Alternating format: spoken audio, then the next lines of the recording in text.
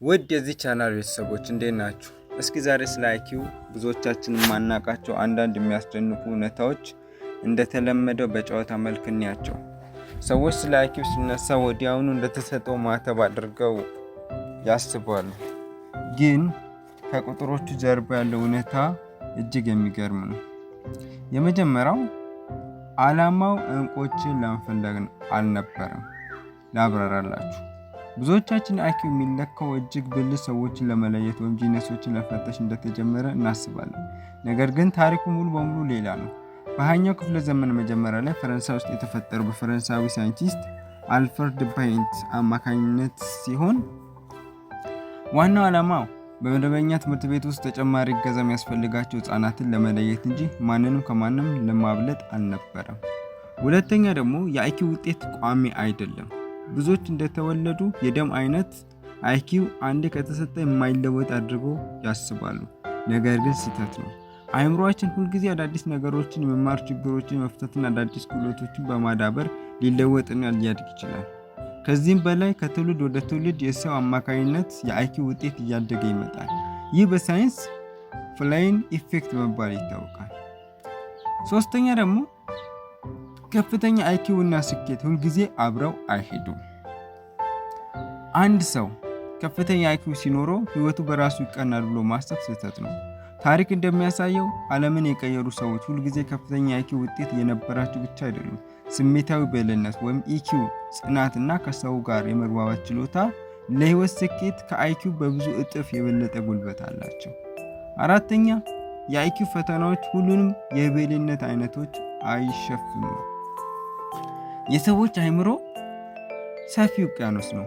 አይኪው በዋናነት የሚያተኩረው በሂሳብ፣ በሎጂክ፣ በቋንቋ ችሎታዎች ላይ ብቻ ነው። ነገር ግን ሙዚቃ፣ ብልህነት፣ ስነ ጥበባዊ ፈጠራ፣ አካላዊ ብቃት ወይም ማህበራዊ ጥበብን በቁጥር ሊለካው አይችልም። ስለዚህ አንድ ሰው በስታንዳርድ የአይኪው ፈተና ላይ ዝቅ ያለ ውጤት ማምጣቱ በሌሎች የህይወት ዘርፎች ድንቅ እንዳይሆን አያደርጉም። ቁጥሮችና መለኪያዎች የአንድ ሰው ሙሉ አቅም ሊወስን አይችልም። እውነተኛ ብልህነት ከምናገኘው የቁጥር ውጤት ይልቅ በየዕለቱ አዳዲስ ነገሮችን ለመማር ያለን ፍላጎትና ችግሮችን በፈጠራ መንፈስ የመፍታት አቅማችን ላይ ነው። እሺ፣ ሀሳብ ይበልጥ ለማዳበርና የበለጠ አስገራሚ እውነታዎችን እንጨምርበት። አምስተኛ አእምሮአችን ከእድሜ ጋር የማይለዋወጥባቸው መንገዶች። የብልህነት አይነቶች በእድሜ ሂደት ውስጥ የተለያዩ መልክ ይዛሉ። ለምሳሌ ፈሳሽ ብልህነት ወይም ፍሉይድ ኢንቴሊጀንስ አዳዲስ ችግሮችን በሰዓት በፍጥነት የመረዳትና የመፍታት አቅም ሲሆን አብዛኛው ጊዜ በወጣትነት እድሜ ላይ ከፍተኛ ደረጃ ላይ ይደርሳል።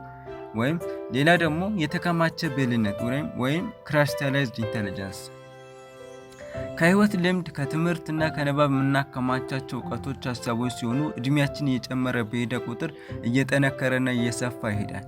ስለዚህ እድሜ ሲገፋ የአእምሮ አቅም ይቀንሳል የሚለው ሀሳብ ሁልጊዜ እውነት አይደለም።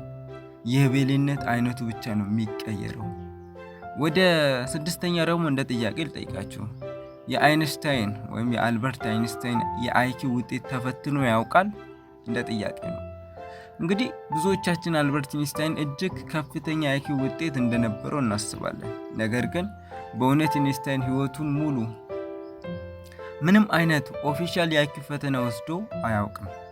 የነበረው ከፍተኛ ዝናና ብልህነት ከሰራቸው ሳይንሳዊ ግኝቶች